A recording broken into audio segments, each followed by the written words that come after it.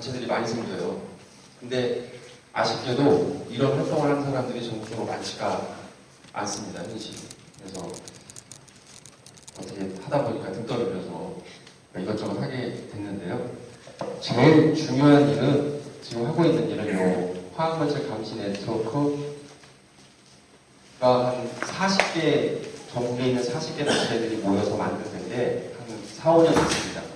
4, 5년 됐는데, 여기 이제 사무국이 있어요. 그 사무국을 일과건강이라는 데를 하고 있고, 일과건강에서 기획국장을 맡고 있습니다.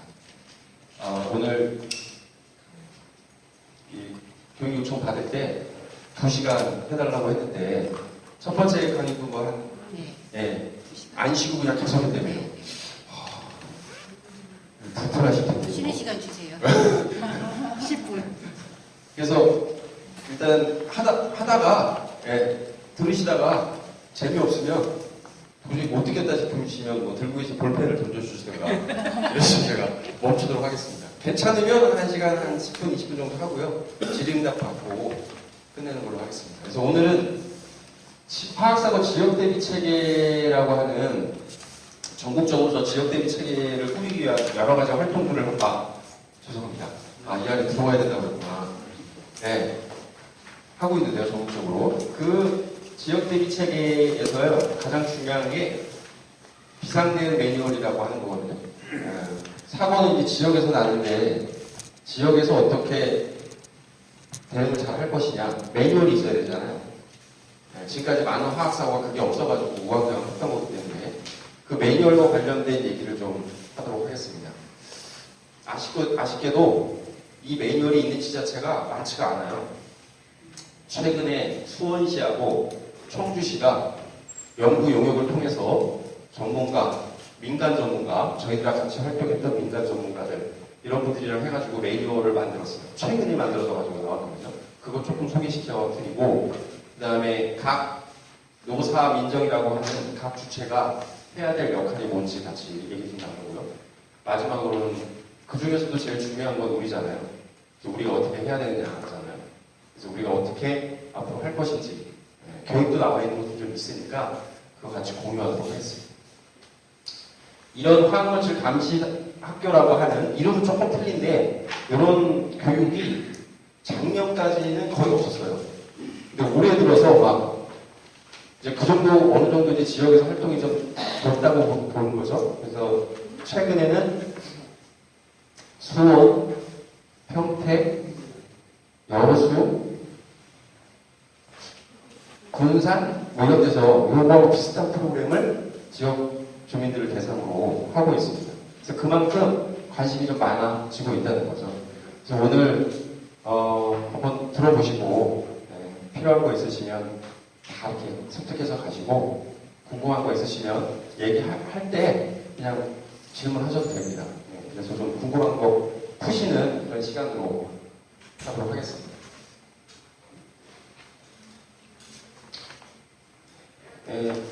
처음에 화학물질과 관련된 이런 안전한 지역사회와 일터 만들기, 화학물질로부터 안전한 현장과 사회 만들기, 지역사회 만들기라는 활동들이 처음부터 있었던 건 아니었어요. 그렇지 않겠습니까? 모든 활동이. 그럼 이게 언제부터 그러면 지역 주민들이나 노동자들이 관심을 가지고 좀 움직였을까? 이 얘기를 첫 강의에서 얘기를 하셨는지 모르겠는데, 이 얘기 들어보셨어요? 이거 국미불산? 첫 강의 때 얘기하시던가요? 짧게 얘기했습니까?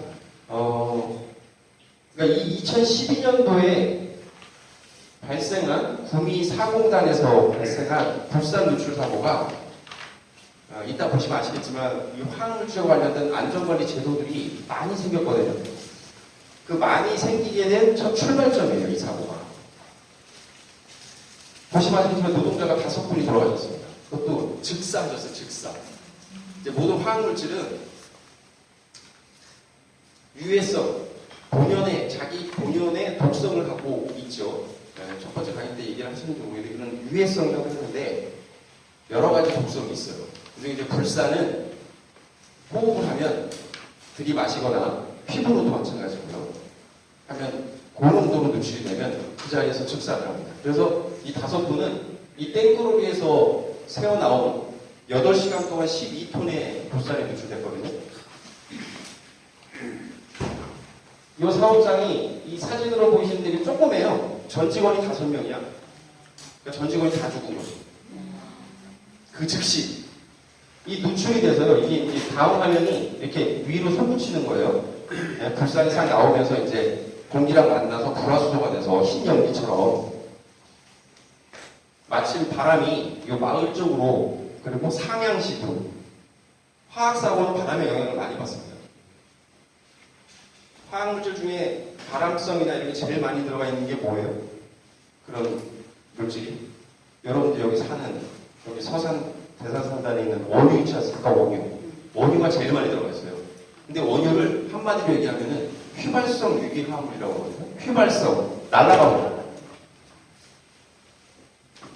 그래서 바람의 영향을 많이 받는데 마침 마을 쪽으로 불고 상향식으로 불면서 주민들이 12,000명이 검진을 받았지만 이분들이 이제 나중에 막 문제가 터지고 막 당시에는 막 9시 뉴스에 3주 연속으로 막 나오고 난리가 났었어요. 보상금만도 380억 원에 이르는 우리나라 화학물질 사고의 최고 사고였기 때문에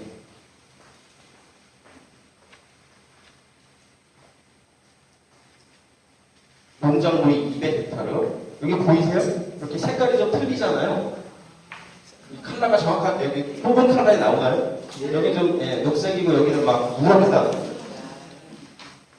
저게 일주일 뒤에 가서 농도 측정을 한 거예요. 불산이 얼마나 노출이 됐는지 일주일 뒤에 당시에 측정된 게 아니고 왜 일주일 뒤에 측정을 했을까요? 저거? 그것도 정부가 측정한 게 아니야. 저희가 그러니까 저희 일가건강이라는 데가 노동환경건강연구소라고 민간 연구소 중에는 분석 기기를 갖고 있는 유일한 민간 연구소였어요 당시에. 그래서 이제 주민들이 정부가 측정을 안 해주니까 막 대피하게 되고 막 지역사회가 난리가 났는데 일주일이 지나도록 환경부는 어디든 와가지고 농도 측정을 안 해요. 불산이 얼마나 노출이 됐는지. 그러니까 답답하니까 이제 주민대책에 꾸려진 분들이 막 뒤져가지고 민간 연구소 중에 가능한 데가 어디냐 그래서 저희한테 연락이 오고 저희가 일주일 만에 내려가서 측정을 했는데 반경 1km까지 불산 농도가 당시에도 위험 수위에 올라와 있게 측정 결과가 나온 거죠. 그래서 그게 발표가 되면서 더 사회적으로 문제가 여론이 확산된 경우거든요. 그만큼 바람이 이쪽으로 불면서 마을 쪽으로 불면서 다행히도 상향식으로 불면서 사망자는 노동자 5분밖에 없었어요. 그런데 소방관이 18명이나 부상당했네. 왜 당했을까요, 저분들이? 다 보호복도 있고, 다 보호복도 입었는데, 왜 당했냐면은, 8시간 동안 12톤의 부상이 노출됐다고 했지 않습니까? 노출된 거는, 요 밸브를, 이 탱커가 여기 들어와가지고, 휴브 글로벌이라는 데 들어와서, 글로벌이라고 하는 공장 안에 있는 탱크에 이동을 시키는 거예요. 저장하다가 팔리면 다시 판매하는 그런 저장업체거든요. 공장에 있는 탱크로 이동시키려고 하는 밸브 연결이 되지 않은 가운데 밸브가 열려버린 거예요. 네? 노동자 오른쪽 다리가 밸브를 잘못 건드렸어요, 실수로. 그래서 12톤에 노출이 된 거죠. 소방관들이 딱 출동을 했죠. 출동을 했을 때 불산이라는 걸 알았을까요? 몰랐을까요? 당시에? 몰랐어요. 네. 이 슈퍼글로브라고 하는 데서 지금도 뭐 완전히 다 아시지 못하죠? 이 주변 공장이 어떤 물질인지 다 아시지 못하잖아요. 그러니까 당시에는 완전히 주민뿐만 아니라 다 몰랐어요. 소방, 경찰 이런 사업장을 관리하는 데가 고용노동부거든요. 사업장 관리. 고용노동부, 구미지청 사람들도 몰랐던 거죠. 이 휴브 글로벌에서 불산을 취급하는지. 그러니까 이제 소방관들은 가서 모르니까 뭘 뿌려요? 물을 뿌린 거죠. 근데 물을 뿌리면 안 돼. 네? 물을 뿌리면 안 됩니다. 화학물질 특성상 중화시키는 중화제가 몇 가지가 이렇게 나눠져 있어요. 물만 뿌려서 다 중화시키는 게 아니거든요. 그 중에 이 불산은 석회가루를 뿌렸어야 돼요. 근데 그런 걸 몰랐지. 그러니까 이제 소방관들이 가서 물만 8시간 동안 뿌린 거예요. 몇 분은 물 뿌리고 나머지 분들은 공장을 막 헤매다녔어. 왜요? 누출을 막아야 되니까. 누출 막으려면 어떻게 해야 돼요? 가서 밸브를 잠가야 되는데 이 공장이 어떻게 구성되는지 몰라. 그러니까 그 밸브 찾으려 8시간 동안 그 좁은 데를 별로 크지도 않은 사업장에 저희들이 매년 가봤었는데 2012년 이후에 얼마 크지도 않은 사업장인데 8시간이나 걸릴 거예요. 잘 모르기 때문에. 어떻게 운영되는 공장인지를 몰라요. 그게 저렇게 많이 부상을 당한 거죠. 근데 여러분들 이렇게 생각하실 수 있잖아요. 아니 전국에 수십만 개의 사업장이 있는데 그걸 다 어떻게 하냐. 그 공장이 어떻게 운영되는지 어떻게 알고 하냐. 나중에 이 사고가 너무 문제화돼서 방금 말씀드렸던 화학물질 감시 네트워크가 이것 때문에 만들어졌거든요. 그래서 만들어져서 우리가 이제 뭔가 개선 대책이나 이런 거 할 때 가장 많이 하는 게 해외 사례 이런 거 많이 해요. 특히나 화학물질은 미국 제도를 많이 우리가 갖고 왔는데 선진국이라고 하는 이 지역의 제도를 막 찾아본 거지. 감시 네트워크에 있는 변호사나 이런 전문가들이. 알고 봤더니 외국은 다 알아요, 몰라요? 다 알고 있는 거야. 어떻게? 그 많은 사업장의 그 정보를 어떻게 하냐면 지역마다 지금 우리로 따지면 법이 개정이 됐어요.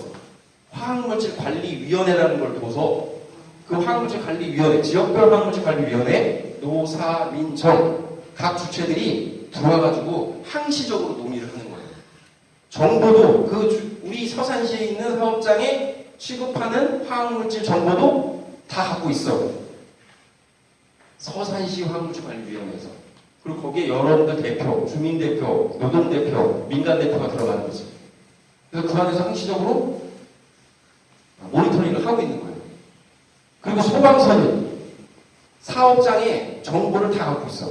무슨 정보? 취급 물질, 양, 저장 장소, 공정까지 다 알아. 그래서 사고가 딱 나면 보호장구 어떻게 중화를 시키고 어떻게 진압을 하고 어디에 뭐가 있는지를 알아서 효과적으로 진압을 하는 거죠. 지금은 그렇게 되는 겁니다. 지금은 법이 바뀌어서 그렇게 하라고 여기 서산시도 조례를 만들어서 화학물질관리위원회를 뒀어요. 근데 잘 돌아가질 않아요. 그럼 지금 아까 말씀하신 데 봤다가 소방서에서는 그 취급 물질이라든지 어떤 중화제를 사용하는지 다 알고 있다고 말씀하셨는데 다 알고 있을까요? 서산시는 지금 다 몰라요. 모르죠. 네. 그렇게 알게 하기 위해서 이 사고 후에 저희들이 화학물질 관리 제도를 막 요구한 거예요. 그 법의 핵심적인 내용이 뭐였냐면 지역사회 알 권리법이라고 들어보셨어요? 지역사회 알 권리. 이 지역사회 알 권리법 조례 제정 운동을 막 한 거죠. 그래서 그게 서산시를 포함한 충청남도, 그래서 전국에 47개 지자체, 그러니까 우리나라 국가산단이나 지방산단이 모여있는 지자체는 거의 다 작년 12월 31일 기준으로 거의 다 만들어져 있는 상황이긴 해요. 그거를 할 수 있는 털거리는 만든 거지. 근데 왜 잘 안 굴러가고 있느냐? 아까 말씀드렸잖아요. 그게 만들어져서 하는 게 또한 이런 거 만드는 거예요. 이런 거 만드느라고 그걸 만든 거거든요. 근데 아까 뭐라고 그랬어요? 비상대응 매뉴얼 만든 데가 몇 군데로 썼죠. 청주시하고 수원시 몇 가지밖에 안 된다고 그랬잖아요. 위원회가 만들어졌지만 시나 기업이나 다 뭐 시분들, 기업분들을 뭐라 부르는 게 아니라 시나 기업은 이런 거 하려면 기업은 뭐가 듭니까? 돈이 들어요. 지자체분들은 일이 많아져. 네?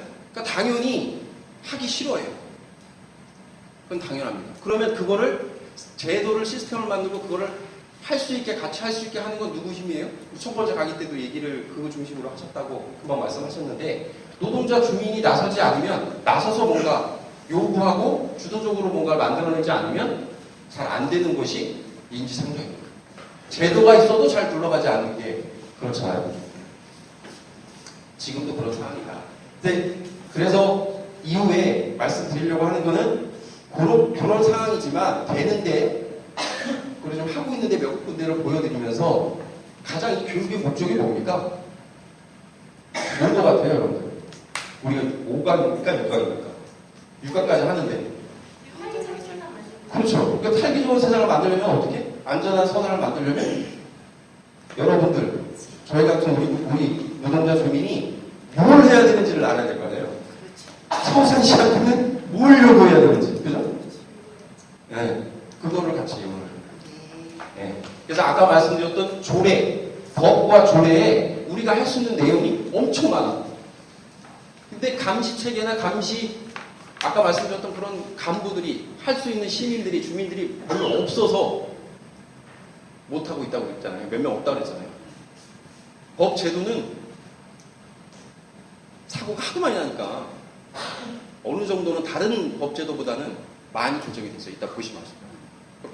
그 법과 조례에서 우리가 할 수 있는 거를 하나하나 오늘 짚어보고요. 이후에 이거 교육 다 마치시고 이후에 아까 말씀드린 한국관리위원회 있다고 그랬잖아요.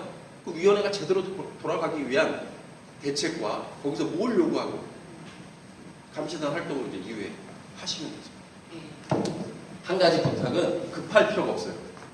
제가 이제 전국에 아까 화학물질 취급 사업장에 노조가 있는데요. 그 노조의 노동안전보건실장도 맡고 있어요. 그러니까 노동자들의 산업재해나 뭐 작업 개선 이런 활동도 하고 있는데 저희 노동자들한테 저도 거기서 일했던 사람이지만 그런 얘기 합니다.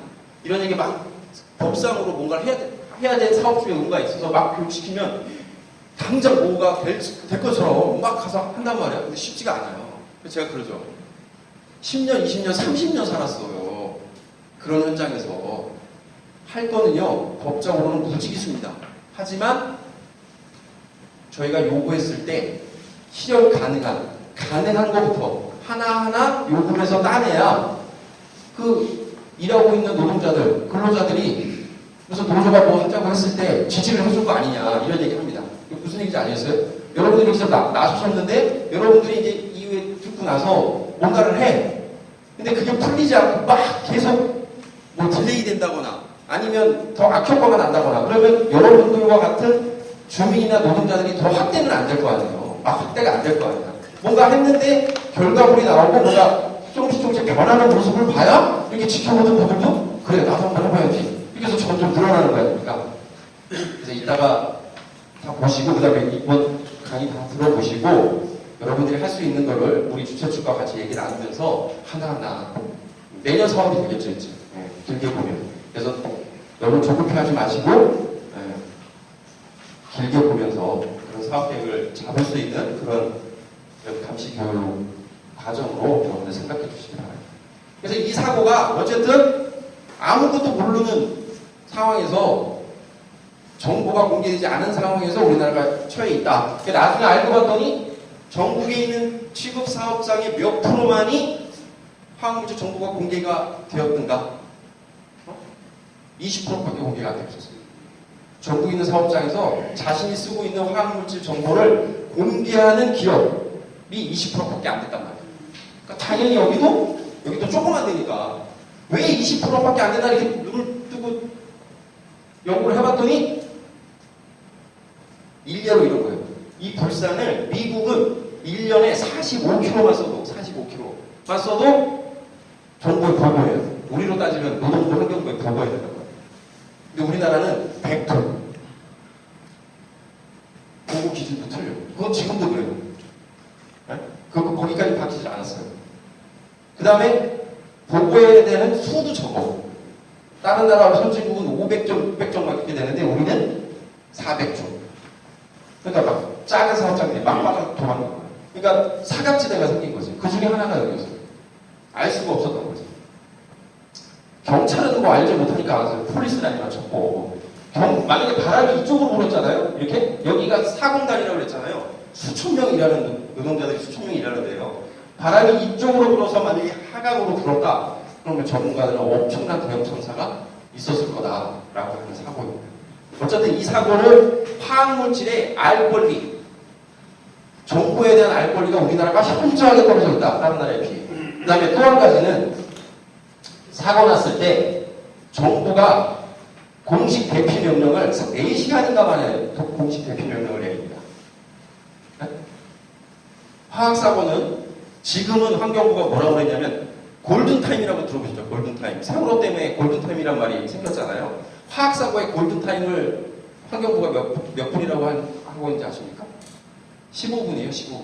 그래서 화학사고 났을 때 즉시 신고해라 라고 하는 법이 생겼는데 그 즉시가 몇 분입니까? 라고 질의를 했더니 규정을 만들면서 15분 이내에 신고해야 된다 이렇게 지금 법이 바뀌었거든요. 어쨌든 그런데 4시간 만에 공식 대피 명령이 일어났죠.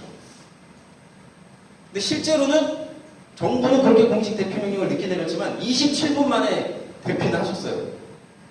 누구 때문에? 누가 대피시켰겠어요? 여러분들 서산에서 났어. 이번 하나 포털이 몇 분 만에 됐죠? 신고는 1시간. 1시간 넘었죠. 그 이장님이 여기 동네 이장님이 이게 하늘로 올라간다고 했잖아요. 보셨지. 근데 저분이 뭐 그 물질이 불살인지 아셨겠어요? 몰랐지. 근데 오래된 경험으로 야 이건 못했다 생각하신 거예요. 그래서 막 뛰어가셔서 방송하시고 직접 어르신들은 트럭으로 마을 해관으로 대피를 시켰죠. 그 얘기는 무슨 얘기냐? 나중에 또 알고 봤더니 대피 대응 매뉴얼이 아예 없어. 네? 화학사고 대응 대피 매뉴얼, 지금 비상 대응 매뉴얼이라고 하는 이런 게 아무것도 없어, 아무것도. 그래서 당시에 저 불화수소를 두고 고압가스냐 화학물질이냐 뭐 이런 걸 가지고 관계 부처끼리 책임을 떠넘기는 핑퐁 게임을 합니다. 막 난리가 나가지고 막 TV에 나오고 있고 막 이러고 있는데. 그래서 당시 제가 저 사고가 났을 때 저 사고가 나고 난 다음에 2년 뒤에 2014년도에 우리나라에 가장 가슴 아픈 참사가 일어났잖아요. 세월호 참사가 일어났잖아요. 그 세월호 참사가 일어나고 세월호 참사의 초기 내용이 엉망이었잖아요. 막 실종사 수도 틀리고 뭐 구조사 수도 막 틀렸잖아요. 서로 우리 관할이 아니다라고 막 싸웠잖아요. 그거하고 똑같아서 제가 초기 내용이 너무 세월호하고 너무 비슷한 거예요. 그래서 같이 비교하면서 간담회 하고 다녔었거든요.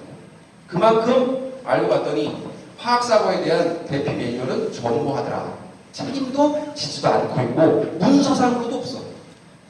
그래서 저 사고 후에 이런 법 들어보셨어요? 재난안전관리법 들어보셨어요? 네? 재난안전관리법이 사회적으로 알려지게 된 건 세월호 때문에 알려지게 됐어요. 네?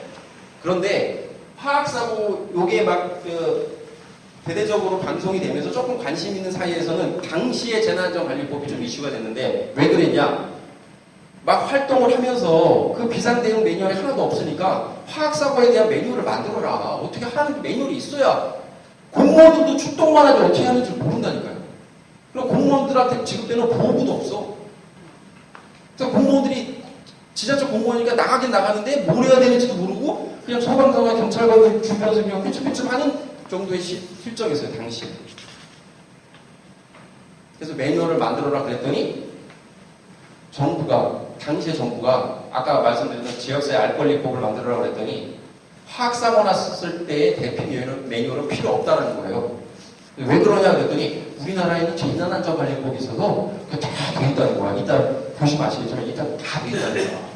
그래서 저희 가서 막 뒤져봤더니 데이키트 있어요. 막 책 이렇게 듣고. 네? 그런데 실제 내용은 없어요. 진짜로 우리가 필요한 건 뭡니까? 여기서 사고, 여기 보입니까?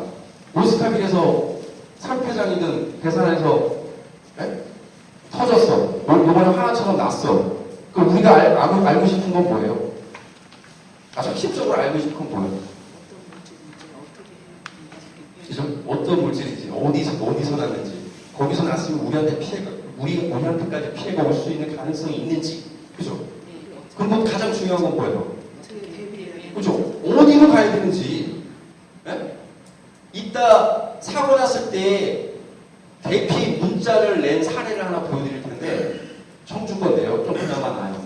근데 작년인가요? 한참 이런 문제가 있었을 때 경북에서 사고가 났는데 경북에서 사고가 나가지고 경북도에서 문자를 보냈습니다. 문자를 보내도 어떻게 보냈냐면 어디 사고가 났습니다. 주민 여러분은 안전한 곳으로 대피하시기 바랍니다. 이렇게 난 거야. 그래갖고 언론에 막 났어요. 그게 왜 났어요? 그 안전한 곳이 어디야? 이러니까 그렇지. 네? 그럼 여기서도 마찬가지예요. 만약에 그렇게 됐어. 그 시뮬레이션을 통해서 그러면 그렇게 났을 때 여러분들이 어떤 교통수단으로 어느 대피소로 가야 되는지, 또는 초기니까 창문을 다 걸어 잠가고 바깥으로 나오지 않게 하든지, 이런 구체적인 매뉴얼이 있어야 되는 거 아니에요? 그런 게 없다는 거죠. 그리고 당시 재난안전관리법에는 화학사고라는 재난안전이잖아요. 재난안전. 그 재난안전관리법이 자연재해에만 국한되어 있는 법이었어요, 당시에. 그러니까 뭐 이게 화학사고나 대기 뭐 이런 사고는 들어가 있지 않았던 말이에요. 막 요구를 하니까, 네? 그 지자체나 아까 화학물질 감시자체에서 뭐 이런 데 시민들이 막 요구하니까 정부가 재난안전관리법을 급히 개정합니다. 그 개정해서 뭘 바꿨는 줄 알아요? 뭘 바꿨겠어요? 금방 바꿨어? 금방 말씀드렸던 그런 매뉴얼을 다 짜서 바꿨을까요? 불가능하지. 그 연구영역사업에서 지금 3, 4년 만에 지금 청주하고 수원에서 만든 건데. 그래서 작년, 그 당시에 재난안전관리법이 개정이 됐는데 바뀐 건 한 줄도 아니에요. 한 단어. 자연재해에 규정이 들어가 있었을 거 아니에요. 뭐 지진, 뭐 어쩌고 들어가 있었을 거 아니에요. 딱 정의를 해줬을 거 아니에요. 거기에 컴마 찍고 화학사고 딱. 네. 그리고 계속했다고 그럴 거야. 그 정도로, 제 말씀은 그 정도로 엉망이었어요. 그거를 알게 해준 사고예요, 이게. 네. 그래서 이때부터 여기에 관심 있었던 시민사회나 뭐 주민, 당시 거기 주민, 그 다음에 지자체, 정부, 이런 데서 각자 이제 움직이기 시작한 거지. 저희 시민사회단체는 아까 말씀드렸던 화학물질 감시 네트워크를 만들어서 외국사들을 막 알아보고, 이거를 제대로 사업장에 화학물질을 관리하려면 어떻게 해야 되고, 그리고 사고 났을 때 대응 대비 매뉴얼은 어떤 식으로 마련을 해야 되는지를 외국, 그래서 지역사회 알고리즘 법과 조례에 담아서 정부한테 요구를 하기 시작한 거죠. 그게 이 운동이었어요. 비밀은 위험하다 캠페인을 한 거죠. 한 2, 3년 동안. 그러면서 법이 개정을 하게 되는 그런 계기가 되었던 사고입니다. 그래서 우리 화학물질에 조금이라도 발을 담궈서 뭔가 한다 그러면 이 사고를 모르면 안 돼. 네? 여러분들이 무슨 활동을 하다가 지자체나 뭐를 만났어. 무슨 얘기를 하다가 말도 안 되는 얘기를 하는 거야, 막. 네. 기선제압이 중요합니다. 뭐든지 활동을 할 때. 이거 알아? 어?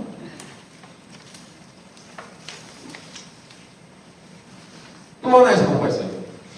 그러니까 사업장의 화학물질에 대한 정보, 알 권리, 관리 문제, 안전관리 문제, 그 다음에 그게 거기서 사고 났을 때에 어떻게 대처해야 되는지, 네? 시스템, 이런 거를 담은 거는 아까 구미불산 사고 이후에 만들어진 법이에요.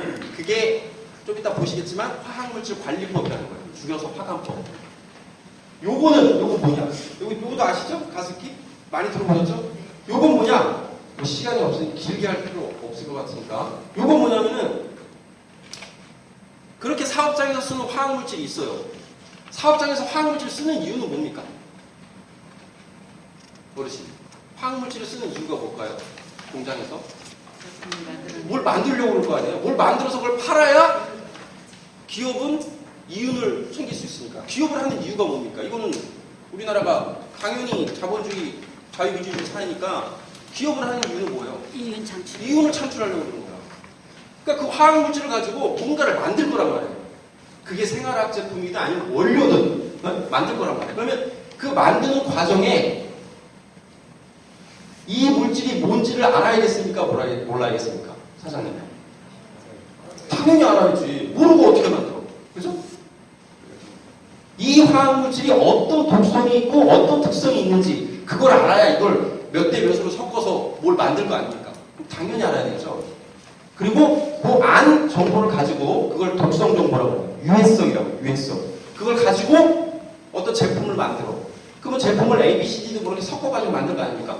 그럼 이거 만들 때 어떻게 구성 성분을 하고 몇 퍼센트를 넣고 이거 만들어진 거는 어떤 성질이 있는지, 인체에 유해한지, 나가서 뭐 지역에 돌다가 환경적인 문제가 생길 수 있는지 없는지를 알아야 돼요, 몰라요? 당연히 알게 됩니다. 만들 때. 그거를 위해성이라고 해요. 유해성은 그 화학물질의 본성적인 특성. 위해성은 그 화학물질을 가지고 가지고 만들었을 때의 제품에서 발생할 수 있는 위험, 이렇게 구분하시면 되는데, 그거를 우리나라가 제대로 하고 있는지 안 하고 있는지를 알게 된 사고예요. 무슨 얘기예요? 지금 1000명인데 2016년도 1000명인데 지금 2000명이 넘었어요. 사망자가. 이 네 가지 물질, PHMG, PJH 같은 요거, 요 물질을 미국에서는 세척용, 카페트 세척용으로 만들어서 유해성 검사 다 해가지고 쓴 거예요. 근데 요걸 우리나라에 딱 갖고 오면서 어떻게 했어요? 물에다 넣은 거야. 어느 물에다가. 가습기에 집어넣은 물에다가 살균시키다는 목적으로 집어넣게 한 거예요. 어디가? 정부와 기업이. 왜? 야, 요거 넣으면 살균이 잘 돼가지고 천식 기침하던 애기들 싹 다 난다 이거지. 근데 세척용으로 쓰던 건데 카페트 세척용으로 용도를 변경했단 말이에요. 그럼 용도 변경하면 어떻게 되는 거예요? 다른 나라는, 미국이나 다른 나라는 당시에도 용도 변경을 하면 다시 검사를 했어요. 어떤 검사? 아까 말씀드렸죠? 위해성 검사, 그죠? 근데 우리나라는 안 했어. 왜? 왜 안 했을까요? 일단 안 해도 돼. 그러니까 법이 없는 거지. 법이 없어. 안 해도 돼. 더 1차적인 문제는 이 물질이 카페트 세척용은 되지만 직접 호흡할 수 있는 게, 가습기는 뭡니까? 막 나와서 호흡기로 들어가는 거야, 이렇게. 이렇게 됐을 때 위험한지 안 위험한지를 알아야 됐을 거 아니에요. 그죠? 그것도 안 했다니까. 외국은 저걸 씁니까? 안 씁니까? 이런 호흡기, 살생물자라고 해요, 그거를. 살생물자라고 해요, 그걸. 호흡기로 막 들어가는 그런 물질들을. 그런 물질을 저 네 가지 물질 쓴다, 안 쓴다, 외국은? 미국이나 유럽 다 안 쓴다. 그래서, 이 제일 큰 데가 어디입니까? 옥시 아니야, 옥시. 옥시 본사, 이 외국인 놈이 와가지고 사과는 하면서 대충 얘기는 했지만 처벌을 안 받았어요, 지금. 알고 봤더니 옥시 본사가 있는 유럽에서는 저걸 써야 안 써요? 저 네 가지 물질? 안 쓴다는 거예요. 미친 거 아닙니까, 그러면? 걔네들도 완전 미친 거지. 자기들 나라에 안 쓰는 건데 우리나라에서 쓴단 말이에요. 와갖고 쓰게 했단 말이에요. 왜? 제도가 없어. 그냥 써도 된 거야, 그냥. 무슨 얘기냐? 금방 말씀드렸던 근본적인 특성인 유해성 검사를 통해서 정부가 그 화학물질의 독성 정보를 정부가 데이터화해서 갖고 있어야 된단 말이에요. 다른 나라 다 그렇게 갖고 있단 말이에요. 기업이 갖고 있는 거를 뺏는 게 아니고 기업이 정부에 제공을 하는 거예요. 왜냐하면 기업은 자기들이 그 물질을 통해서 어떤 제품을 만들려면 다 검사를 하거든. 유해성 검사, 위해성 검사를 하거든. 데이터가 있거든. 그걸 정부에 주는 거야? 그럼 정부가 그걸 관리하면서 어떻게? 근데 우리나라는 이걸 준다, 안 준다? 안 줘. 왜 안 줘요? 법이 없나 보죠. 근거법. 당연히 없고요. 왜 안 주냐면 이유를 대는 거지. 왜 안 주는 이유를 댑니다. 뭐라고 돼요? 쉽지 뭐, 그쵸. 영업비밀인 거야. 그걸 알리면 경쟁사들이 뒤쳐져갖고 작살난다. 그렇게 안 주고 있어요. 지금도 안 주고 있어요. 그래서 저희도 청구소송운동하고 뭐. 자, 요 사건이 2016년도에 박근혜 대통령, 우리 지금 감옥에 계시는 근혜공주라고 저는 부르고 있는데, 그분 계실 때 터진 거, 이게. 아이러니하게도요. 이런 얘기를 좀 아셔야 여러분들이 이 뭐라 그러죠? 저희들로 따지면 전투력이 생겨. 대중적으로는 2016년도에 알려졌지만 3월 달에 갑자기 검찰이 대기업 임원급들을 막 소환합니다. 옥시, 유공 막 이런 데를, 애경 막 이런 데를. 알고 봤더니 이제 이 문제가 터진 거지. 근데 알고 봤더니 그 밑에 써있죠? 빨간색인데 원래.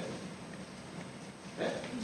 5년 전에 정부가 역학조사라는 걸 해서 인정을 해요. 뭘 인정해?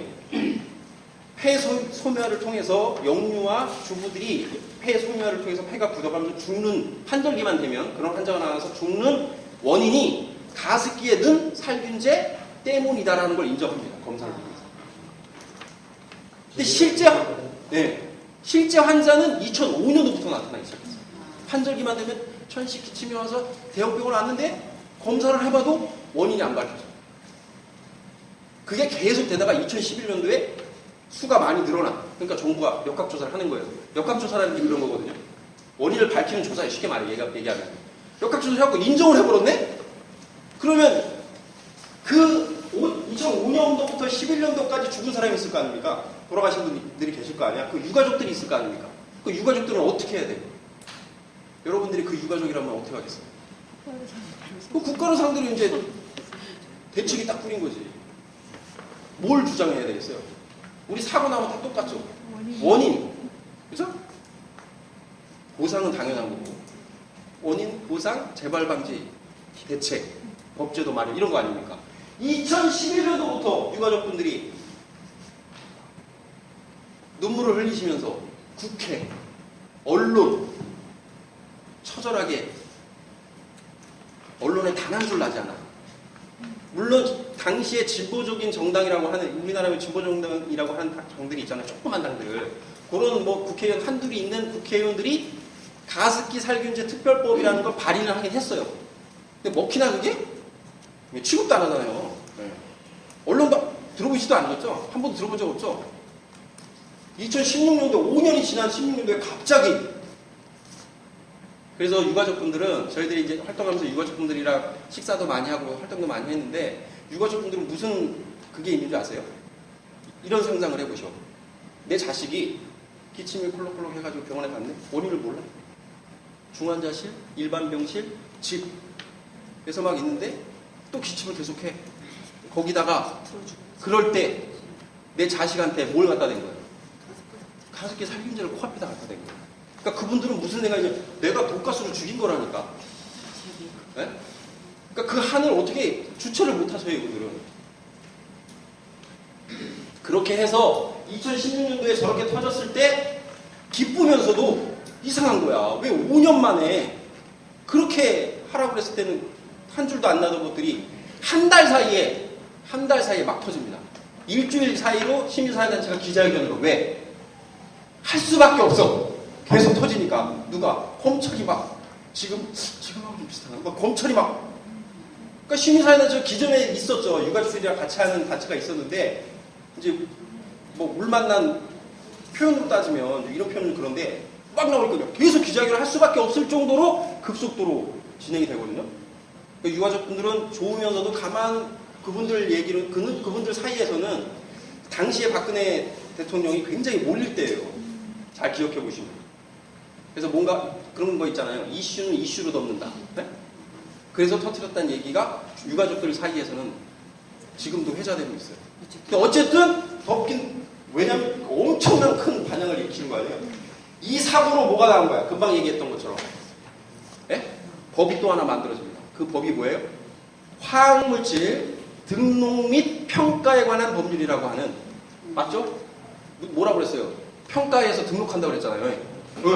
그 법률이 만들어져요. 그걸 줄여서 화학물질 평가법이라고 해요. 화평법 만들어집니다. 이걸 아주 간단해요. 화학물질 평가법의 취지는 뭔지 아십니까? 목표는 유럽에 막 알아봤어요. 이것도 정부 관계자들이 2016년도 저 사건이 터져서 2011년도 정부가 인정했을 때 유가족들이 법제도 개선, 제도 개선을 마련해다 그렇게 요구를 했는데 보상도 해라 뭐 요구를 했는데 하나도 움직이진 않았지만 정부 관계자들이 한 게 딱 하나가 있어요. 뭐냐? 제도 개선을 위한 TF팀을 꾸립니다. 2011년도에. 그래서 자기들도 우리 시민사회단체처럼 선진국 외국 사례를 다 뒤져. 그래서 결론을 냅니다. 그 결론이 화학물질 관리법은 미국 거 이렇게 쉽게 이렇게 생각하시면 돼요. 화학물질 평가법은 유럽 거. 그러니까 유럽에 있는 무슨 법? 리치 제도라는 게 있어요. 리치. 예? 구한다. 리치 제도라는 거를 따다 갖고 옵니다. 그래서 우리나라 화학물질 평가법이 번역하잖아요. 정부가 번역하면 코리안 리치라고 되어 있어요. 리치법의 핵심 단어가 뭔지 아세요? 이거는 그냥 끝나. 화평법은 그냥 더 이상 할 것도 없어. 자, 들어보세요. 영어를 잘 못해서 수준이 짧아요. 자, 노 데이터. 네? 노 데이터가 뭐예요? 데이터가 없어. 데이터가 없으면 뭘까요? 뭘까? 상상해보세요. 뭘까? 데이터가 없으면 마켓이에요. 마켓. 네? 마켓이 뭡니까? 시장이잖아. 데이터가 없으면 시장에 나올 수가 없어. 뭐가요? 제품이.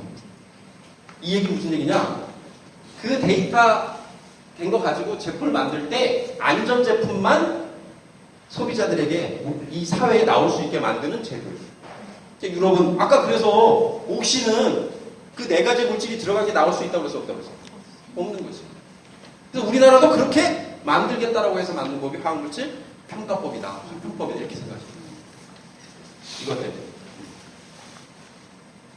자, 화학물질 관리법은 아까 어느 정도 좀 이제 수준이 올라왔다고 그래서 많이 바뀌었다고 그래서 화평법도 바뀌긴 바뀌었는데 핵심적인 게 안 바뀐 상태로 지금도 유지되고 있습니다. 그건 이따가 구체적으로 보면서 여기서 할까요? 여기서 하고 이따 구체적인 거예요. 뭐냐면은 화학물질 평가법에 의하면 등록을 다 해야 되고요. 정부가 다 가져야 되고 그 다음에 제품도 안전한 제품이 나와야 돼요. 그죠? 근데 그러려면 어떻게 해야 됩니까? 그러려면 우리나라에서 지금 현재 쓰는 화학물질 종류가 43,000종이거든요. 유통되는 게. 네? 그 화학물질 평가법에 의하면 이 43,000종의 정보가 데이터화돼서 누가 갖고 있어야 된다? 정부가 갖고 있어야 된다고 그래요. 매년 200종이 만들어져요. A와 B가 섞이면 C가 되니까. 그럼 그 C도 어떤 독성인지 모를 거 아니에요. 다시 검사를 해야 되거든요. 매년 200개 만들어져. 일례로 그 화학물질 평가법이 2013년도에 입법화돼서 15년 1월부터 시행이 됐는데 2015년도 시행을 하면서 정부가 43,000종 중에 몇 종을 그 유해성 검사를 통해서 데이터를 갖겠다 이렇게 발표를 합니다. 몇 종을 한다고 발표했을까요? 저희들이 막 기겁을 했어. 막. 못 잡고 쓰러졌어요. 몇 종? 500종. 1년에 500종 하겠다는 거예요. 그럼 어느 세월에서 43,000종을 따라잡습니까? 못하잖아. 화학물질의 본성적인 특성인 유해성 검사를 통해서 데이터를 갖는 것을 정부가 그런 식으로 하겠다. 그러면서 이따 아시겠지만 2030년까지 뭐 7,000종을 하겠대요, 지금. 매년 200종씩 만들어지고 있는데. 또 하나, 제품이죠, 제품. 그죠? 제품을 안전한 제품인지를 다 구분을 해서 소비자들한테 제공을 해야 될 거 아닙니까? 화학물질 평가법에 따르면. 근데 지금 어떻게 하고 있어요, 정부가? 어떻게 할 것 같아요? 지금 시중에 유통되는 제품이 얼마나 많아, 화학 제품. 우리 주변에 다 플라스틱이네요. 그것도 살생물제법이라고 하는 그 살생물제법을 다른 말로 화학제품안전법이라고 그러거든요. 그래서 이것도 화안법이라고 그래요. 자, 기본 이거 전투하시려면 아셔야 돼요. 자, 화관법, 화평법, 제품만 하는 건 화학법 이렇게 있는 거거든요. 그 화학법을 가지고 그 안전제품을 제공하겠다고 하는 건데 그러면서 하는 게 뭔지 아세요? 지금 시중에 유통되는 제품 시기를 딱딱 구분해가지고 언제까지 다 하나하나 검사해서 안전제품인지 아닌지 해가지고 제공을 하겠다는 거야. 그래서 잘 기억해보세요. 이런 뉴스 나오잖아. 뭐 휴지, 뭐 생리대 아니면 뭐 여러 가지 플라스틱 제품을 어디서 수거해가지고 검사했는데 위험한 제품으로 나왔어. 그래서 리콜한다, 폐기 처분한다 이런 뉴스 본 적 있어요? 그거를 가끔 가다가 몇 종, 한 20개 제품, 어쩌게 좀 이렇게 하고 있어요, 지금 정부가. 그렇게 해가지고 이 지금 시중에 나와 있는 제품의 안전성을 그런 식으로 분석해서 제공하겠다는 거예요. 그게 가능한 얘기입니까? 그 사이에는 또 다른 제품 안 만들어집니까? 그럼 어떻게 할까요, 그러면? 이걸 어떻게 해야 되겠습니까? 지금 시민사회단체 이 운동을 계속했던 단체들이 요구를 하고 있어요. 근본적으로 바꾸려면 유럽의 리치를 따오려면 제대로 다 따와라 이렇게 주장하는 거죠. 무슨 얘기예요? 유럽의 리치 제도는 그 유해성 검사와 위해성 검사의 책임이 누구한테 있다? 누가 해야 된다? 유럽의 리치는? 우리나라가 정부가 하겠다고 하는 거예요. 원래는 누가 해야 돼요? 화학물질을 사용해서 이윤을 챙겨가는 쪽은 누굽니까? 사장님 아니야. 그리고 아까 말씀드렸잖아. 기업이 어차피 만들 때 그걸 다 한다고. 그러면 그 한 거를 그냥 정부한테 주면 되잖아. 아까 왜 안 준다고 그랬어요? 영업비밀 때문에 안 준다고 했어요. 그렇게 안 주니까 그걸 또다시 기업이 돈 들여서 하겠다냐. 정부가 돈 들여서 하겠다는 거야, 지금. 그러니까 이게 무슨 얘기냐면은 유럽의 리치 제도는 그거를 기업이 책임지고 기업이 유해성 검사나 위해성 검사를 다 해서 그 데이터를 정부한테 주고 자기들이 만든 걸 자기들이 안전한 제품을 시중에 팔고 있다는 거예요. 근데 우리나라는 그렇게 되지 못하고 있다는 겁니다. 화학물질 평가법의 가장 핵심적인 기업의 책임이 빠져 있어요. 그래서 우리나라는 전성분 표시제라고 들어보셨어요? 전성분 표시제? 그 제품에 어떤 성분이 들어가 있고 그리고 그로 인해서 이 제품이 안전한 제품인지 안 안전한 제품인지를 알리는 전성분 표시제가 법적 의무가 아니에요. 네? 약, 그 다음에 이 화학제품 중엔 한 가지 있어. 여성분들이 쓰는 화장품 빼고는 전성분 표시제가 아닙니다. 알 수가 없으니까. 법적으로 전성분 표시제가 의무화돼야 기업이 만들 때부터 그냥 성공을 공개하려면 안전한 제품을 만들어 나갈 수 있으니까. 그래서 그렇게 요구를 하고 있는 사건입니다. 근데 아직도 그거는 안 되고 있어. 그래서 저희들 같은 사람들이 뭐라고 생각하고 있냐면 막 하다 보니까 또 저만 열이 받죠? 제가 이게 특징이에요. 열이 전달돼요. 하다 보면은 이게 많이 알면 알수록 답답할 거 아닙니까? 그죠? 그래서 이 전성분 표시제, 그러니까 기업의 책임이 많이 부여되지 않는 사회다 보니까 저희들은 그렇게 생각하는 거죠. 아직도 우리나라는 국민의 건강과 생명보다는 뭐 기업의 이익, 국민의 알 권리보다는 기업의 영업비밀이 약간은 이 문재인 정부 들어섰지만 약간은 아직까지 앞선 사회가 아니냐. 그렇지 않고서야 이렇게 죽어나갔는데 그리고 사고도 계속 나고 있는데 이럴 수가 있냐 이거지. 두 가지 법, 세 가지 법이죠. 화안법까지, 화학제품 안전법까지 어느 정도 돼 있다고 했어요. 그거 알아보면서 우리가 뭘 해야 되는지 좀 구체적으로 보도록 하겠습니다. 자, 여기 이거는 노동자들 알 권리인데요. 이거는 뭐 넘어가도록 하겠습니다. 근데 다음 강의 때 얘기가 나올 것 같아요. 다음 강의 공장에서 직접 일하시는 분이 오셔서 화학 안전과 관련된 말씀하시니까 노동자들은 한마디로 말하면 더하다 88년부터 그랬어요. 30년 전부터. 네? 한 가지 예만 구미불산 누출 사고 아까 말씀드렸잖아요. 한 가지 에피소드. 아까 여기 사공단 여기 노동자들 일한다고 그랬잖아요. 노동자들이 봤을까요? 못 봤을까요? 저 사고를 막 신경 불어서가 본 사람이 있겠죠. 다 들어가서 일하지는 않았을 거 아니야. 근데 당시에 구미 지역신문에 났어요.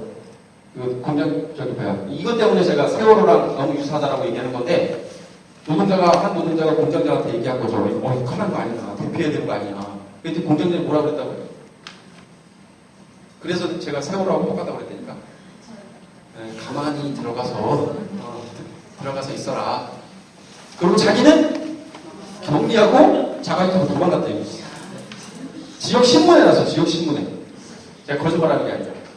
안타까운 건 지역신문에 이런 게 문제다.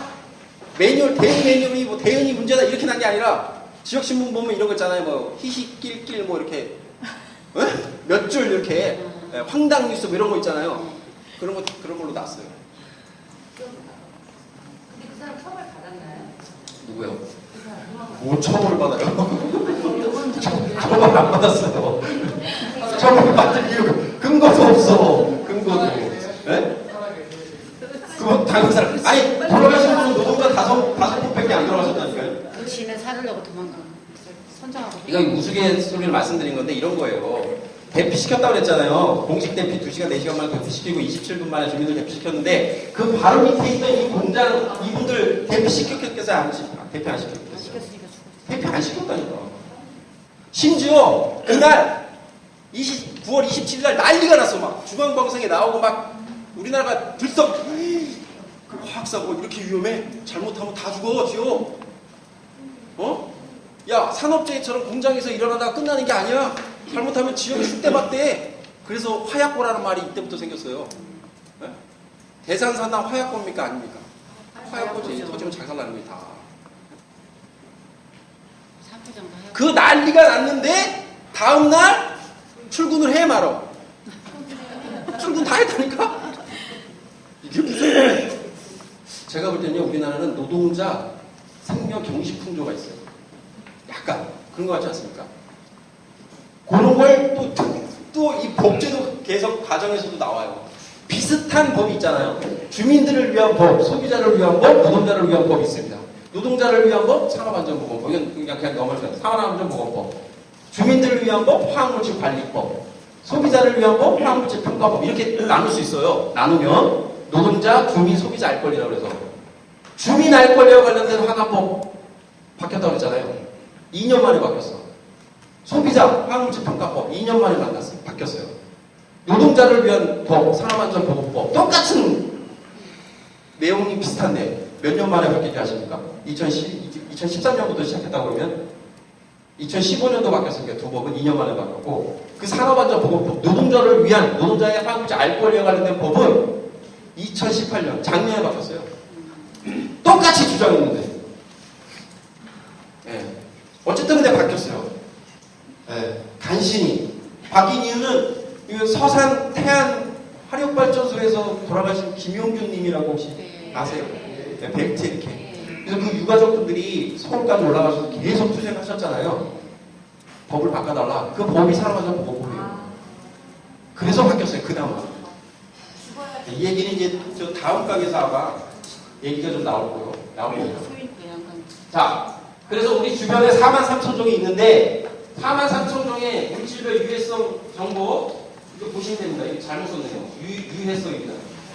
발암성, 생식독성, 발달독성, 환경호르몬, 변이현성 이런 물질들이 있습니다. 이 물질 중에 여러분 아시는 물질 있어요? 딱 들어오는 물질?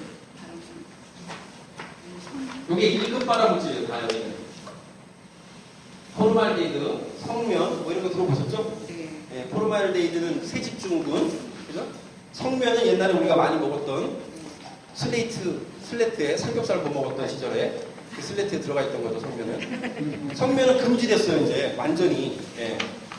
제조, 수입, 뭐 판매 다 금지되어 있는 상태에서. 근데 여전히 우리 학교에 천장에 예, 많이 있다고도 하죠. 생활 주변에 예, 유해성 물질들이 많이 있습니다.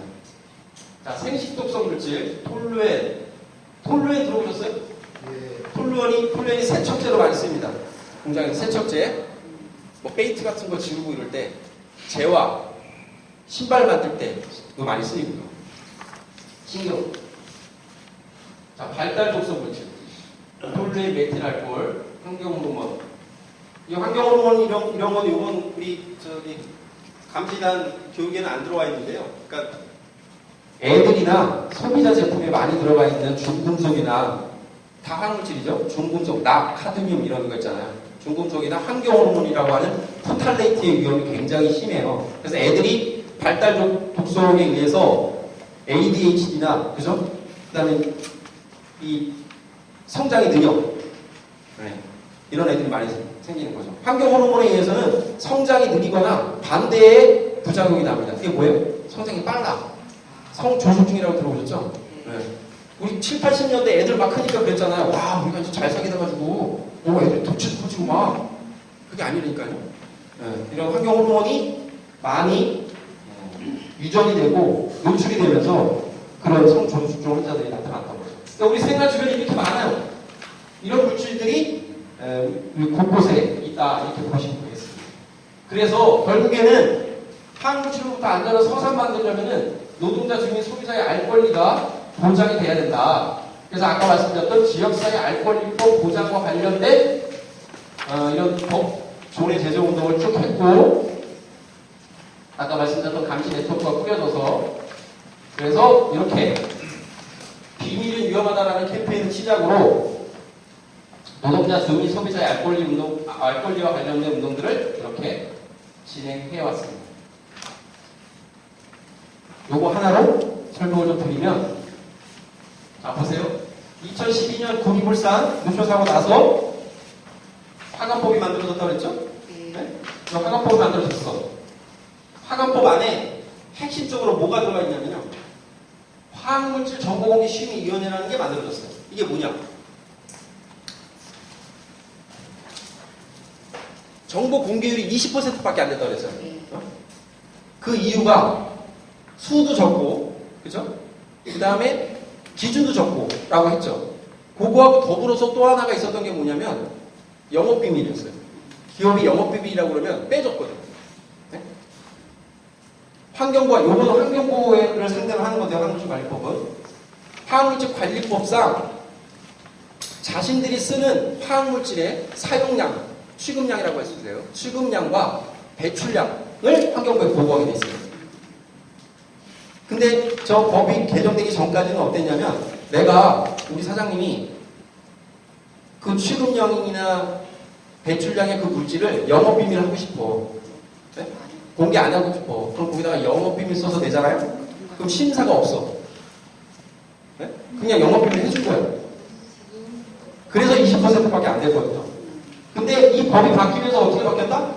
정보공개 심의위원회라는 걸 둬서 당신이 영업비밀을 하고 싶어. 그러면 왜 영업비밀이 되는지를 4가지 서류를 통해서 심의 신청을 해가지고 그러면 환경부가 심의위원회에서 심의를 해서 야 이게 영업비밀을 할 만해. 그럼 영업비밀 해줄게. 이렇게 법이 바뀐 거예요. 그 법이 바뀌어서 시행이 됐더니 어떻게 돼? 화학물질 정보 공개율이 어떻게 됐어요? 97%가 된 거예요. 네?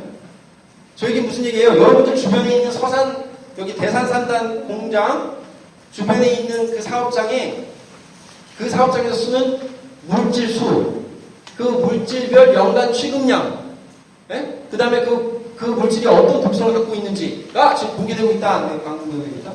공개되고 있다는 거예요. 97%가. 저기에는 심지어 혹시 오시는 분 중에 카센터 운영하시는 분 계세요?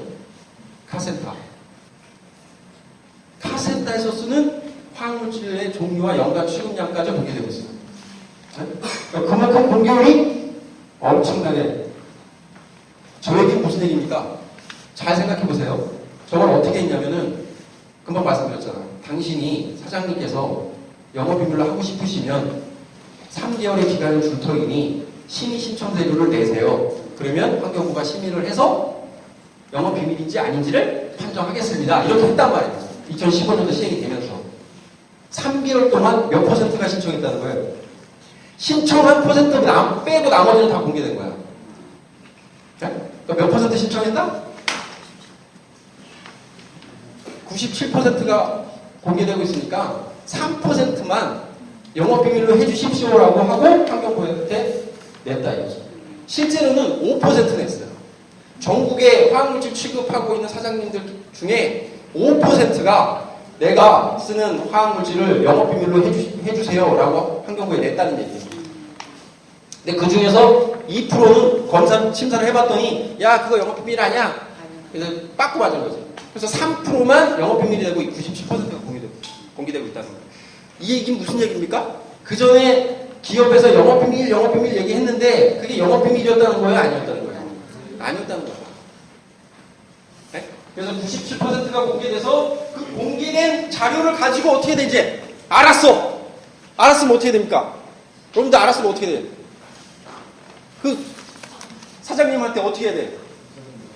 네? 이게 이 학교의 목적이에요. 어떻게 해야 돼? 알았어! 그러니까 감시를 어떻게 하냐고요. 그렇게? 네?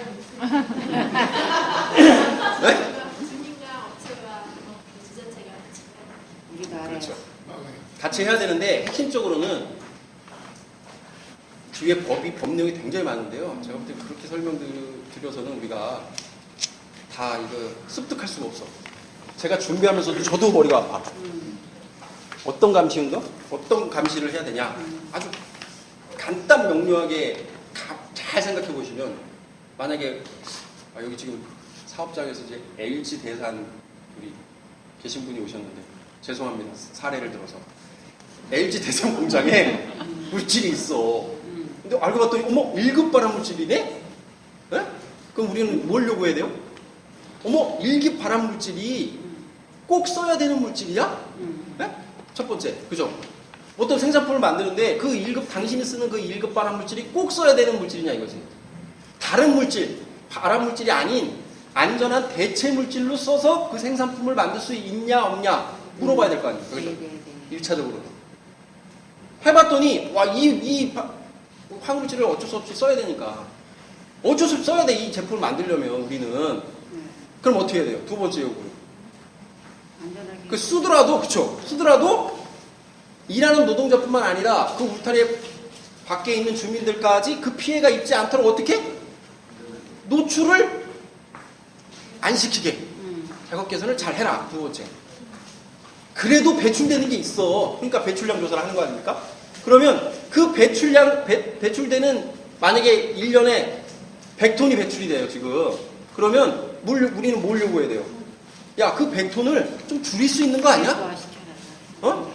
야, 공정마다 여러 공정이 있는데 그 공정에서 이렇게 배출이 된대. 공정상. 야, 그게 기술적으로나 뭐로나 좀 줄일 수 있는 거야, 아니야? 알아야 될 거 아닙니까? 물어야 될 거 아니에요. 그죠? 배출 저감 계획을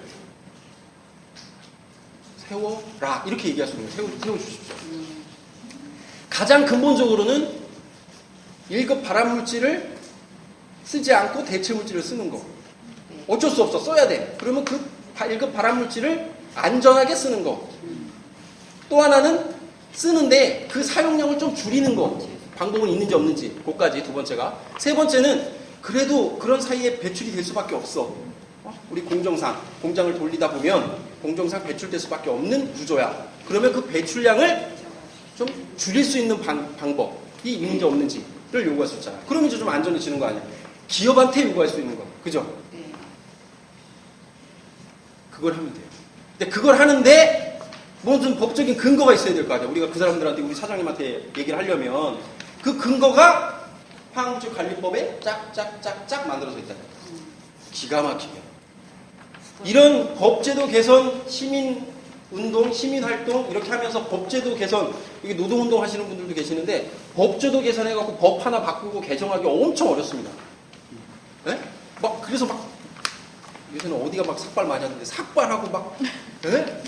그래도 법 개정이 될까 말까예요. 근데 이놈의 법은 보세요.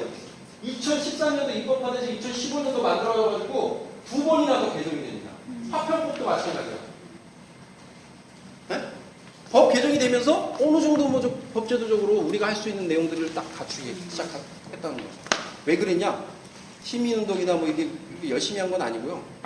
너무 잘해서 그런 게 아니라. 왜냐면 그렇게 해왔어 맨날 똑같이. 근데 공무원들이나 정부가 할 수밖에 없었던 이유는 뭐예요? 사고가 계속 나. 잊을만 하면 나는 거야. 잊을만 하면 터지고, 잊을만 하면 터지는 거, 화학물질 사고. 어쩔 수 없이 이렇게까지 왔다 보십니다. 그 아까 말씀드린 사업장한테 요구하는 그거를 이따 법으로 조례 내용 보면서 같이 얘기 나누시면 되고요. 그다음 화학물질 평가법도 말씀드렸듯이 금방 말씀드렸던 거예요. 이렇게 개정이 돼서 시행 개정을 하고 있습니다. 산안법 아까 말씀드렸고. 그래서 정보 공개를 통한 97%가 공개된 거는 일과건강 화학물질 감시 네트워크가 만든 무료 앱이 있어요. 무료 앱. 이거 들어보셨어요? 우리 동네 위험지도 1.0? 이거 기본이에요. 감시운동 좀 한다 싶으신 분들은 이거 모르면 안 돼. 최초로 아까 말씀드렸던 97%에 해당되는 사업장별 위험 정보가 저 앱에, 무료 앱에 공개되고 있습니다. 무료로 까시면 돼요. 그 고스톱 깔듯이, 게임 고스톱 깔듯이 까셔가지고 거기에 따라서 누르시면 돼요. 내가 위치한 이 현재에서 딱 누르잖아요. 그러면 반경 5km 안에 있는 화학물질 취급 사업장이 점으로 떠요. 빨간점으로. 또 빨간점을 누르면 그 사업장의 정보와 어떤 물질이 쓰고 그 물질이 얼마나 많이 취급되고 있고 어떤 위험이 있는지가 나오는, 그래서 공개되고 있습니다. 그리고 2016년도에 또 한 번 개정이 됐는데 이 개정된 법으로 인해서 아까 말씀드렸던 지자체별 화학물질 안전관리 조례가 만들어지게 됩니다.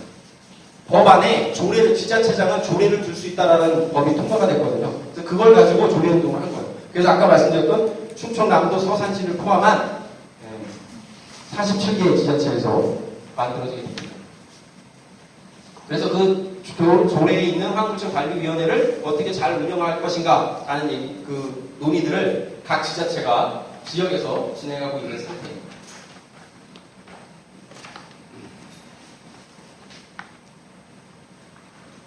자, 요거까지만 하고 쉴까요? 아니면 그냥 할까요? 얼마? 그냥 할까요? 쉴까요? 그럼 요거까지만.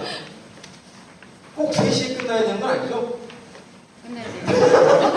끝내야 돼요. 저의 그 특징이 이런 거예요. 이게 또 돌맞을 짓인데 막 하다 보면 자기의 흥분을 해가지고 전해드리고 싶은 거 너무 많으니까 막 빨리. 자, 그래서 빨래로 해. 비 올라오려 진짜. 자, 마지막 요거까지만 하고. 그래서 이거 보시면 아시겠지만 이게 조례운동을 막 했잖아요. 이게 조례운동을 누가 했겠어요? 여러분들 같은 노동자 시민들이 했어. 노동자 시민들이 하면서 여러분들 같은 이런 대책위처럼 전국의 14개 지역에서 보이시죠? 그러니까 2014년도에는 화학물질 감시 네트워크라는 게 만들어지고 한 3년간의 활동을 속에서 여러분들 같은 지역에 지역별 감시 연대체, 지역별 네트워크가 만들어집니다. 그래서 뭐 이런 식이에요. 화학물질로부터 안전한 경남 만들기 사업본부, 네? 뭐 울산 만들기 사업본부, 전주 만들기 사업본부 이런 식으로 그렇게 노동, 시민, 사회, 뭐 환경, 주민들까지 포함된 그런 연대체들이 만들어집니다. 그 연대체들이 활동을 하면서 조례도 만들고 법제도 개선 활동도 했던 거예요. 근데 그 14개 연대체들이 하면서 한계를 느꼈어. 무슨 한계? 어떤 한계냐? 자기 일이 있는 단체들끼리 이렇게 모여서 하다 보니까 자기 단체 일이 바빠지면 그 일을 해요, 못해요? 못하는 거야. 화학물질 감시 운동은 항시적인 모니터링을 하고 사고가 나면 빠르게 대처를 해야 되는데 우리들도 자기 단체들이 일이 있으니 못하는 거예요. 그래서 전문적으로 화학물질 감시만 하는 그런 단체를 만들어야 된다는 필요성이 작년부터 제기가 되면서 만들어진 게 여기 같이 주최하고 있는 건강과 생명을 지키는 사람들이라고 하는 화학물질 감시 단체입니다. 그래서 그걸 전국적으로 7개 번역에서 만들어서 운영을 하고 있어요. 그래서 여러분들도 충남 건강과 생명을 지키는 사람들 지역에 소속된 감시단으로서 이후에 잘 풀어줘서 뭔가 운영을 하면, 네? 운영이 되면 소속된 단체로서 같이 함께 하시면 되겠습니다. 아셨죠? 그래서 그 활동을 어떻게 할 것인가는 10분 쉬고 하도록 하겠습니다. 네. 수고하셨습니다.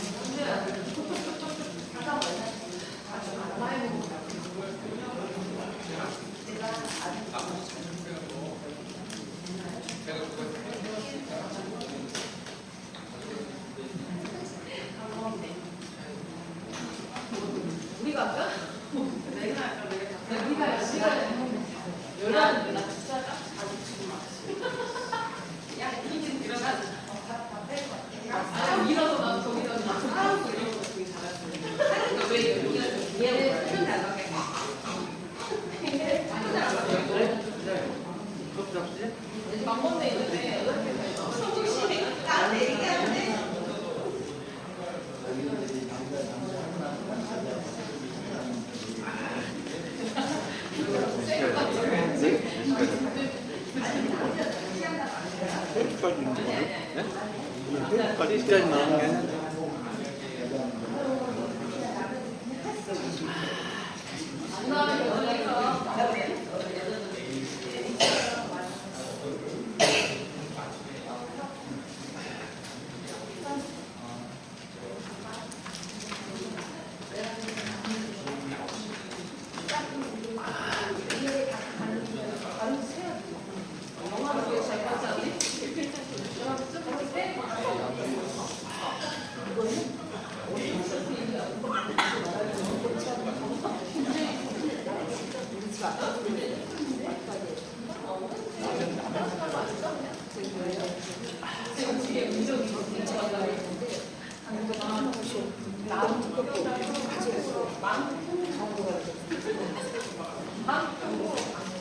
안마선은 지금 영업도요? 안마선? 약손. 약손. 약손.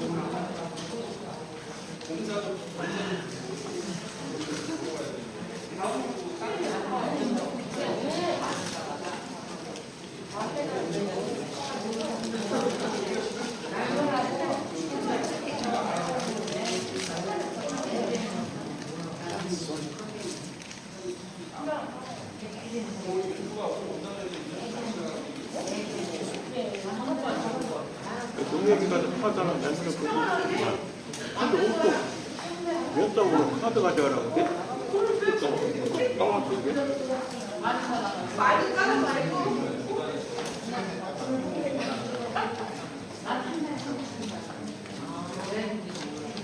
이거? 이거 이걸 하냐?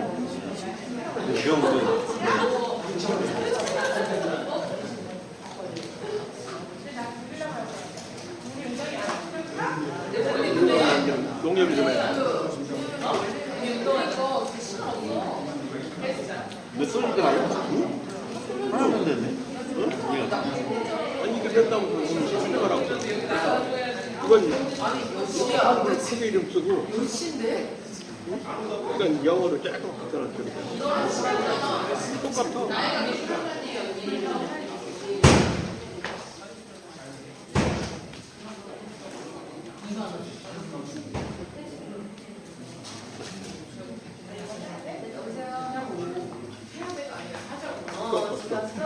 카드 나왔다 가져가.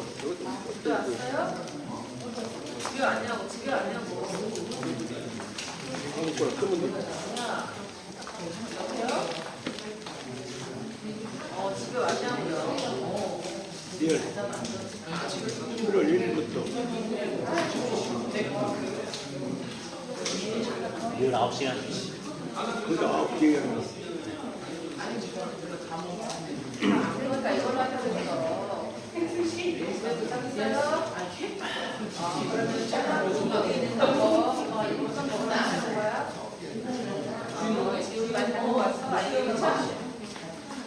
알아서 먹고 시간 되면은 빨리 좀 아니야, 일단 그런 거 없어. 내가 오늘 아니 그게 아니고 진짜 오이가 너무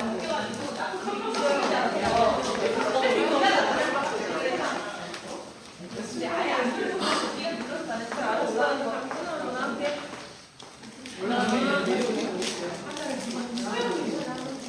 그러니까 난 그런다고 이건 안 한다. 그럼 네가 나쁜 그러니 나는 올라가니 올라가고 내가 진짜 어이가 없어. 지금 내려가는 거 아니고 어떻게 배워?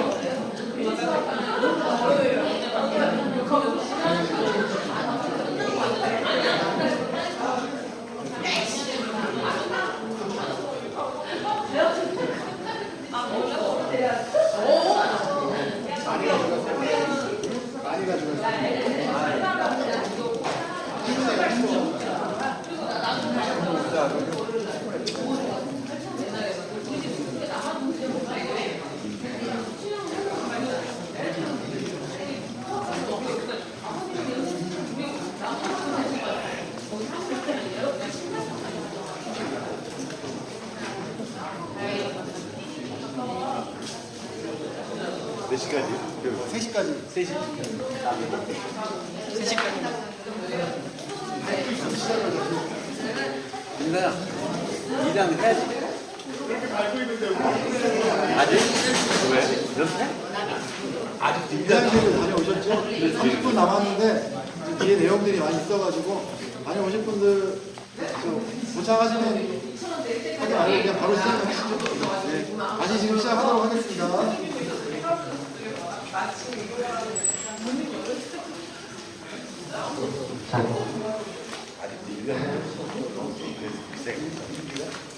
자, 내용에 대해서 이제 30분 만에 말하도록 하겠습니다. 이제 아까 설명드린 게 이제 PPT 안에 들어가 있는데 설명드린 거는 빨리빨리 넘어갈게요. 자, 이것처럼 법이 두 개가 생겼죠. 이렇게 화탄법, 화관법. 2015년 생겼다고 그랬어요. 이 법 생기기 전이 유해하수처관리법이라는 거였어요. 그걸 유해법이라고 했는데 이 법이 그 사고 이후로, 두 개의 사고 이후로 이렇게 나눠진 거예요. 두 개가. 이렇게 두 개가 나눠지기 전에는 하나의 법으로만 돼 있었죠.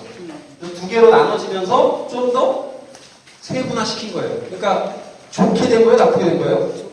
좋게 된 거예요. 구체적으로. 그래서 먼저 화학물질관리법을 보면 이런 관리 체계로 되어 있습니다. 구분은 물질을 이렇게 구분되어 놨고요. 이건 이제 법에 이렇게 되어 있어요. 유독물질은 뭐다. 그 다음에 화학물질 수입 신고, 수입 허가, 제조 수입 사용 허가, 통계조사라는 걸 통해서, 통계조사나 배출량 조사를 통해서 취급량과 배출량을 환경부가 조사를 해가지고 그거를 주민들에게 고지하는, 공개해주는 그런 시스템으로 되어 있습니다. 취급시설과 관련돼서는 설치 이전에는 장애영 평가라는 걸 받아야 돼요. 배치 설치 기준도 준수해야 돼요. 그래야 공장을 돌릴 수 있어요. 설치 이후에 이런 설치 검사, 정수시 검사, 안전진단, 자체 검사를 통해서 다 허락을 또 받아야 되고, 허가를 받아야 되고요. 그 다음에 유해관리 계획서라고 사고 대비 물질이라는 게 있어요. 사고 대비 물질. 여기 사고 대비 물질.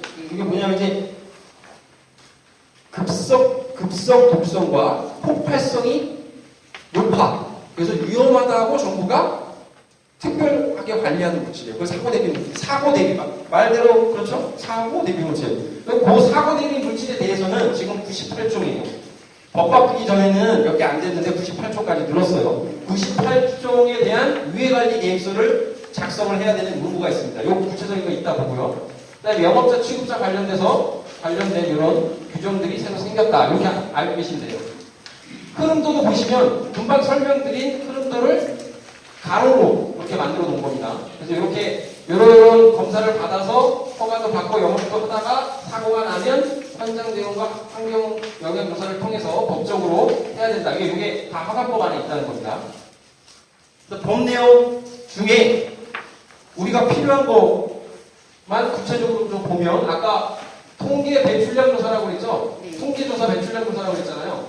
법 바뀌기 전에는 통계조사는 4년에 한 번씩이었는데 지금 2년에 한 번. 배출량 조사는 똑같이 매년 1회 하고 있습니다. 법 바뀌기 전에는 통계조사한 사업장별 연간 취급량이 모조리 100% 비공개. 배출량은 아까 말씀드렸던 20% 공개. 이렇게 돼 있었어요.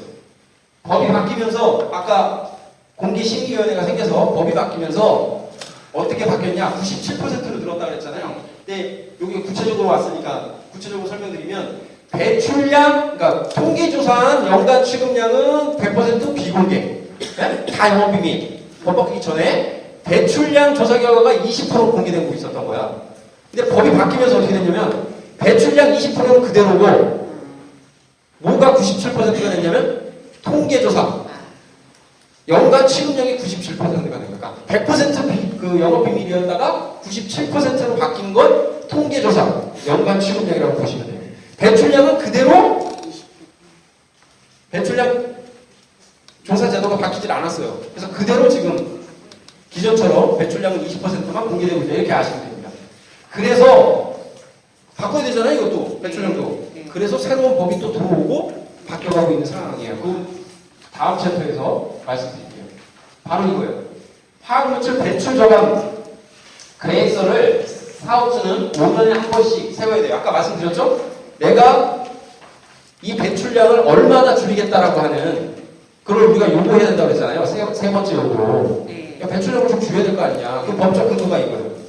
미국에 있던 법이야. 배출 저감법. 독성물질 저감법이라는 건데 그걸 우리가 벤치마킹해서 배출 저감을 시키는 법 제안을 해라 그랬더니 화가법 안에다가 화가법을 개정하면서 집어넣었어요.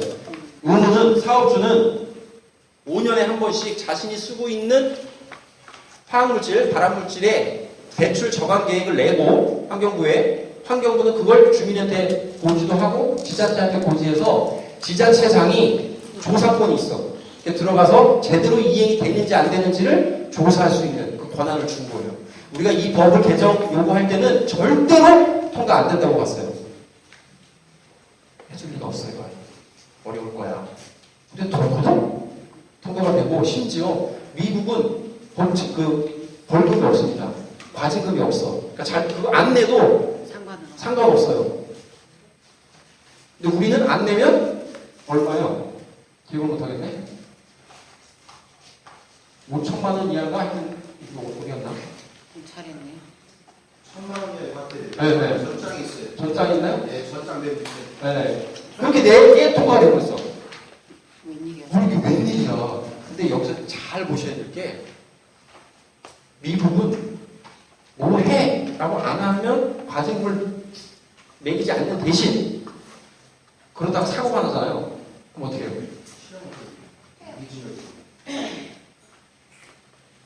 징벌적 손해배상 알아요? 징벌적 손해배상 제도 그런 거 들어보셨어요? 네. 뭐 기업사기법 이런 거 들어보셨어요? 네. 중대재해처벌 기업 강화법 이런 거 들어보셨어? 그런 식으로 한 번 사고 장은 나잖아요? 지키라고 했는데 안 지키면 사고 나잖아요? 거의 문 닫을 정도의 그런 처벌을 해요. 그러니까 기업인들은 뭡니까? 사장님들은 따져보잖아요. 이윤이 최고 이거 아닙니까? 따져보는 거예요. 따져봤더니 사전에 지키는 게 조금 돈 들여서 하는 게 훨씬 더 그래서 그렇게 하는 거예요. 우리나라는 그런 체계가 돼 있어요, 안 돼 있어요? 징벌적 손해배상제도 안 돼 있어요. 환경문제에서도.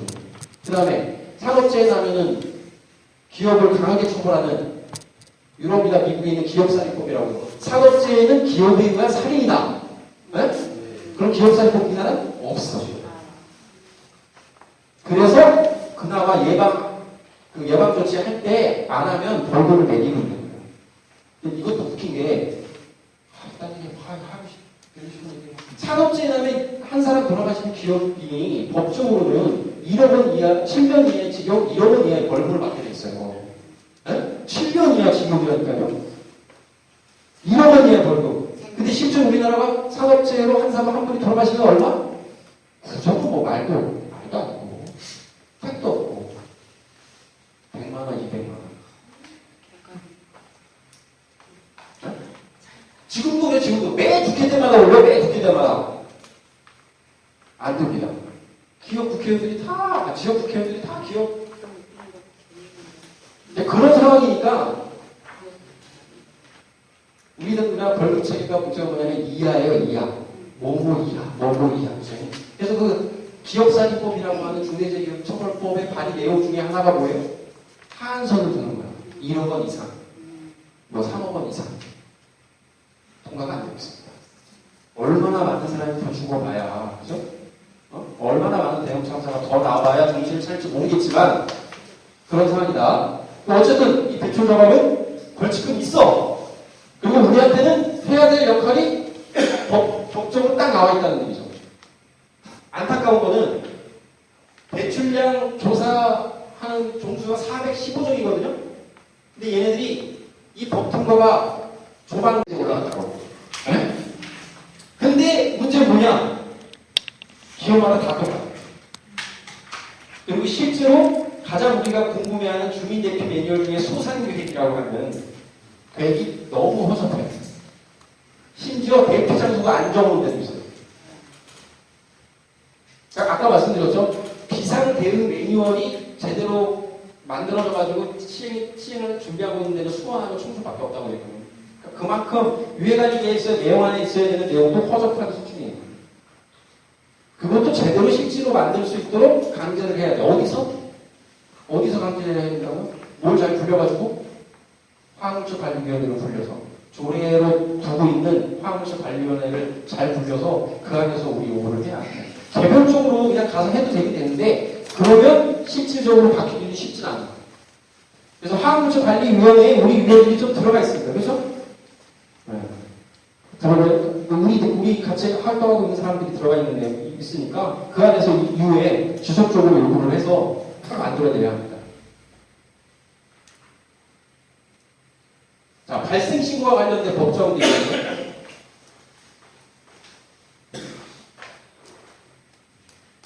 취급시설 가동을 중지해야 되고요. 중지 안 하면 이렇게 벌금을 먹고, 만약 사고가 발생했어. 그러면 즉시 그런 관계 기관에 신고해야 합니다. 그래서 이거 즉시라고 했기 때문에 우리가 물어본 거예요. 원래 법규정이 없었어. 즉시라는 말밖에. 그럼 도대체 즉시가 얼마나 시간이? 그랬더니 즉시 규정을 만든 거야. 그래갖고 15분이다. 네? 아, 다음에 있네요. 그러면서 화학사고를 규정했어요. 화학사고를 먼저 규정해야 되니까 화학사고는 이러한 등으로 인하여 이 화학물질이 사람이나 환경에 누출되어 발생하는 이치의 상황을 말한다. 이렇게 돼 있어요. 그러니까 무슨 얘기예요? 유해 화학물질, 유독성 물질, 유독물질, 허가물질, 금지물질, 사고 대비 물질이 아니라 그거를 통틀으는 화학물질이라는 거예요. 화학물질. 그러니까 여러분들이 아는 그냥 화학물질 노출되면 다 화학사고로 보면 돼요. 근데 최근의 사고에서 환경부가 사고가 났다 하면 화학사고가 아니라고 주장하는 경우가 계속 있었어요. 하나부터 유증기이기 때문에 아니다라고 얘기했고. 그럼 왜 그러냐면 저희도 그렇게 보고 있어. 법이 강화됐잖아요. 즉시 신고 규정을 3일 이상 위반하잖아요. 영업허가 취소야. 문 닫아야 돼요. 근데 이 즉시 신고 규정을